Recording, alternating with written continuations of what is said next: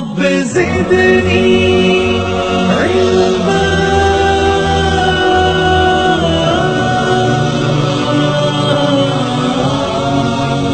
شاداب بھائی کا سوال ہے، لباس کا سنت کپڑا کیا ہے؟ کرتا پیجامہ جبہ سنت ہے یا نہیں؟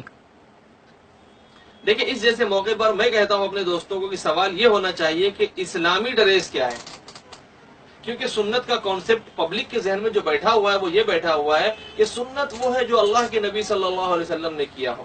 حالانکہ ایک ورڈ ہے سنت و شریعت، اور ایک ورڈ ہے پرٹیکولر سنت، جیسے کہ مسواک سنت ہے، اور ایک ہے سنت و شریعت کی تعلیم.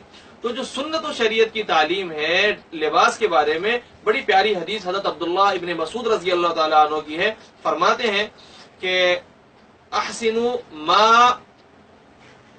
ما رآه المؤمنون حسنا فهو عند الله حسن وما رآه المؤمنون قبیحا فهو عند الله قبیح.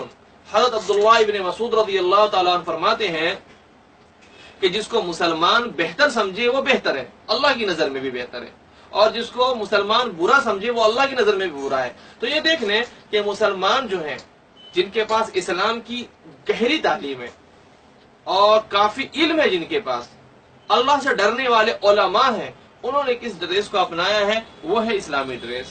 اس کے علاوہ جو ڈریس ہے اس کو پہننے سے بچنا چاہیے.